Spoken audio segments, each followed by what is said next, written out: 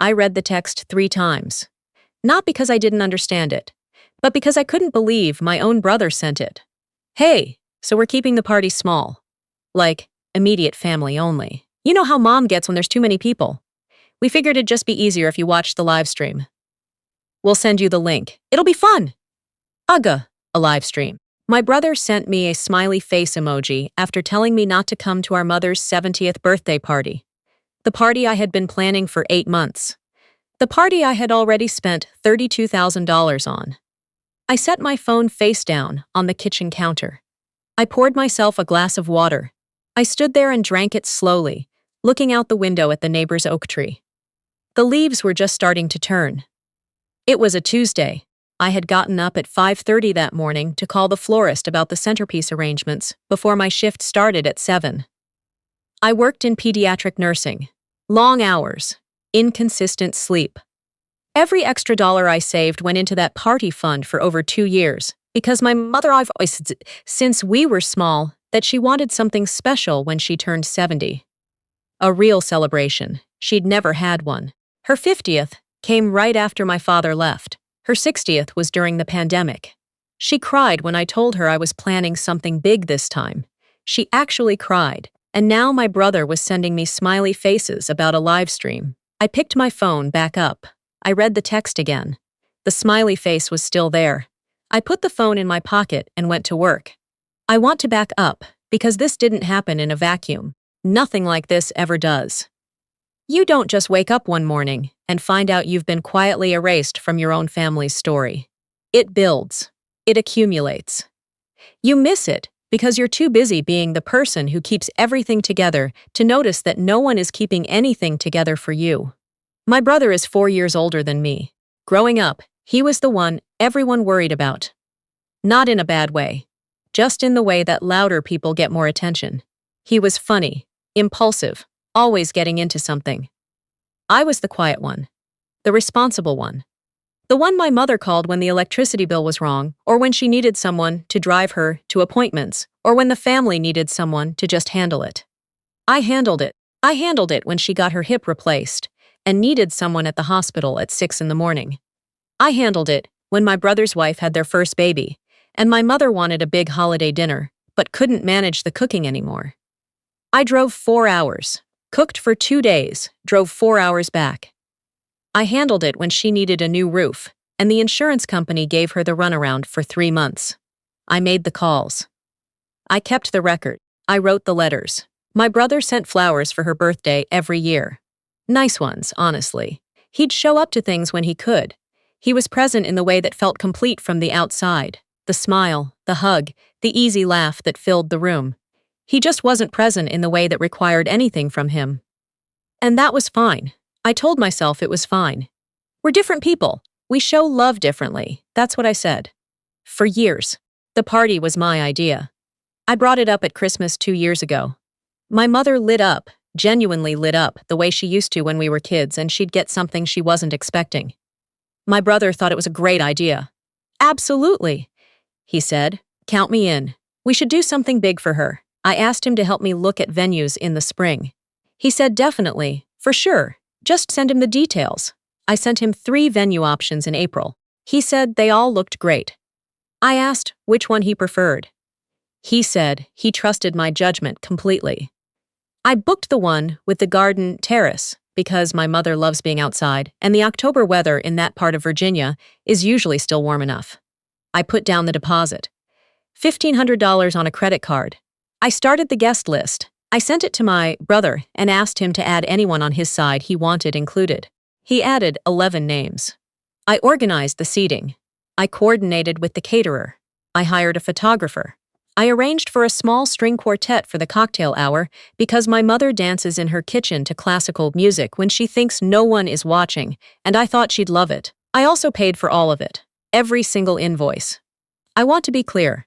I never asked my brother to contribute money. He has 3 kids. His wife works part-time. I knew money was tighter for them. That was okay. I made enough. I wanted to do this. But I did assume, and maybe that was my mistake, maybe that was where I was naive, I did assume that the person who added 11 names to the guest list and said, "Count me in," would be there, physically. In the room. I assumed I would be there too. In September, about 6 weeks before the party, I flew out to help my mother find something to wear. We spent a Saturday going through boutiques, which she loved.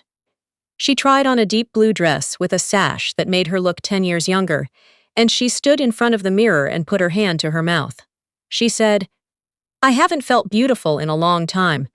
I told her she looked beautiful all the time. I meant it. She bought the dress. I watched her carry the bag to the car like it was something precious.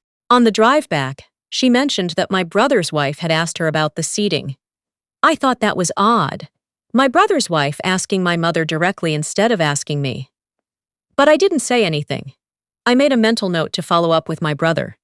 I texted him that evening. Just a quick check-in. "How's planning going on your end? Anything you need from me?" He said everything's great, and also, they were thinking of bringing the kids' cousins. His wife sighed. 3 more kids. Was that okay? I said yes, of course. I added 3 more place settings. I called the caterer. There was a small fee to adjust. I paid it. 3 weeks before the party, I sent out the final confirmations. Venue, time, parking instructions, the dinner menu, a note about the dress code. Festive but comfortable. My mother's words. My brother confirmed. So did everyone on his list. 2 weeks before the party, I had the last call with the florist. I finalized the centerpieces, white peonies and eucalyptus, because those were my mother's favorites. I confirmed the photographer's timeline. I sent the string quartet, the set list I'd been putting together for months. Pieces my mother had hummed around the house since I was a child. 10 days before the party, I got the text about the live stream. I didn't respond right away. I sat with it. I thought maybe I'd misread it. I thought maybe there was some context I was missing, some conversation that had happened that I wasn't aware of. I gave it a day. Then I called my brother. He answered on the second ring, cheerful, like nothing was unusual. I asked him to explain the text. He said his wife thought it might be better if the party stayed really close family. She felt like it had gotten too big. She was worried it would overwhelm Mom. I asked him if he'd talked to Mom about this. He said not yet, but he was sure Mom would understand. I asked him what he meant by close family. Because last time I checked I was family. There was a pause. And then he said, and I want to be precise here, because I've replayed this enough times that I have it memorized. He says it's just going to be me, my wife, the kids, and a few of her close friends. You know how it is. You're busy with work. We didn't want to put you out. You didn't want to put me out. I had spent $32,000 in 8 months of my life planning a party that I was now being offered a live stream link to attend. I said, very calmly, "I'll be in touch." I hung up. I sat on my couch for a while. The apartment was quiet. I had a shift the next morning at 6. I had a follow-up call scheduled with the venue coordinator the following week. I had a spreadsheet on my laptop with every single expense, every deposit, every confirmation number. I opened the spreadsheet. I looked at it for a long time. Here's what I want you to understand. I didn't scream. I didn't cry. I didn't draft a long angry message, or call my mother or call my brother back. I've been the calm one my whole life. I know how to sit with something hard and just breathe through it. But this time, sitting with it led me somewhere different. I started thinking about what it actually meant, that they'd planned to exclude me, that they'd added names to the guest list, that my brother's wife had asked my mother about seating, that someone, at some point, had looked at all the work I'd done and all the money I'd spent and thought, she'll be fine. She's used to it. She won't make a scene. They were right that I wouldn't make a scene. They were wrong about everything else. I opened my email. I found the contact for the venue coordinator. I typed out a message explaining that due to a significant change in circumstances, I needed to discuss the status of the event and the outstanding payments. Then I found the caterer's contact, the florist, the photographer, the string quartet. I made notes next to each one. What had been paid, what was still outstanding, whose name the contracts were in, some of the remaining balances, the final catering invoice, the photography package, the florals were substantial. I'd been planning to pay them the week before the event. I had not paid them yet. My brother's name wasn't on any of the contracts. Mine was. I didn't cancel anything that night. I just made notes. I went to bed. I got up at 5:30. I went to work and put 12-hour-old children on pulse oximeters and answered parents' questions with patience I have spent decades cultivating, and I did not think about the party once. After my shift, I called the venue.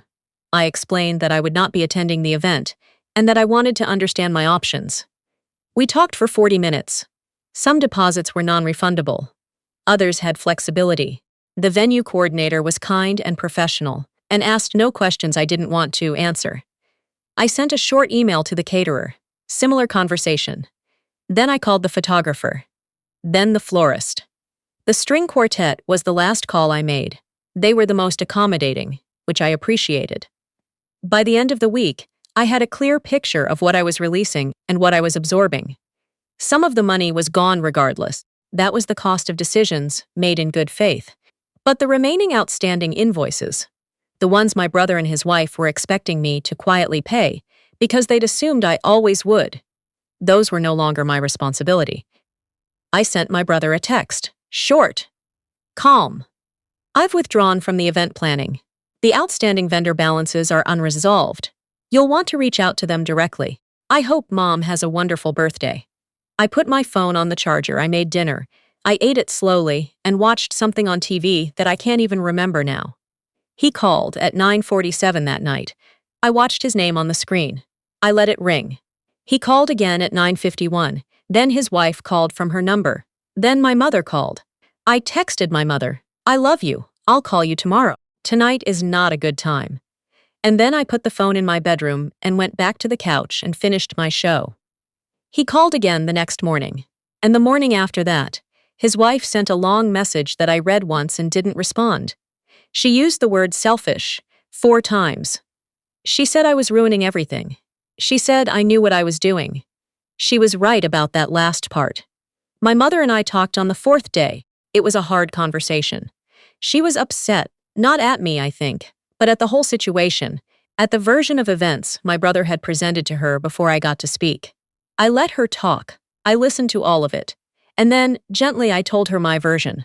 I didn't embellish. I didn't editorialize. I just told her what happened, in order, from the beginning. She was quiet for a long time after. Then she said, "Why didn't you tell me sooner?" I said I didn't want to worry her. I said I thought I could handle it. She made a sound I can't quite describe. Sad and tired and something else. Recognition, maybe. She said, "You've been handling things your whole life." I didn't answer that. We talked for another hour. About the party, yes, but also about other things. About the years. About how it had come to feel so normal, me in the background, doing the work, while the room stayed oriented toward him. She didn't defend that. She didn't say that's just how families are. She said she was sorry. She said she saw it now, and she was sorry. I believe she meant it. The party didn't happen. Not the version my brother took over, anyway. The venue reached out to him when the invoices went unresolved. I don't know what that conversation was like, and I don't particularly want to know. What I know is that the party was quietly canceled, and that my mother's 70th birthday ended up being a small dinner, my mother's idea, at a restaurant she loves, with me and 2 of her oldest friends. She wore the blue dress. I sat across from her and watched her laugh, really laugh, the way she used to when she thought no one was paying attention. Her friend ordered the wrong thing, and they teased each other about it for 20 minutes. The waiter brought out a small cake with a candle, and everyone at the nearby tables clapped. It was not $32,000. It was a Tuesday evening at a good restaurant with people who showed up. My brother texted me a week later. He said he thought we should talk. He said things had gotten out of hand. He said he hoped I wasn't going to make this into something bigger than it was. I read it. I thought about it for a while. Then I put the phone down and went to do the dishes. There's something I've been thinking about since all of this happened, about the specific cruelty of being the reliable one. Because it is a kind of cruelty even when no one intends it that way. You become infrastructure. You become the thing that just works, that no one thinks about until it doesn't. And people who treat you like infrastructure will resent you fiercely the moment you behave like a person. My brother wasn't malicious. I don't actually think he sat down and plotted to exclude me. I think what happened was simpler and in some ways worse. He just didn't think about me. He thought about what his wife wanted. He thought about how to keep things easy. He looked at $32,000 of my money and 8 months of my life and thought, she's fine. She'll understand. He didn't ask if I was fine. He just assumed. That assumption cost him more than he planned on. I don't talk to his wife much now. I'm cordial when I have to be. But the closeness we'd had. Sunday calls, texting about nothing, the comfortable in-between of people who've become family, that's gone. I didn't announce it. I didn't make a declaration. I just stopped reaching out, and she noticed eventually, and I think somewhere she knows why. My brother and I are in a different place. We speak. Holidays, family things. But the easy shorthand we used to have, the shortcut of being siblings who grew up in the same rooms, who know each other's references, who can laugh at the same things. That's altered now. I can feel the alteration. I think he can too. I'm not sure I'm sorry about that. What I am sure about is this. I matter more than my usefulness. I always did. I just needed to act like it. My mother called me last week just to talk. Nothing specific. She asked about work, about whether I'd been sleeping. She mentioned a book she'd read that she thought I might like.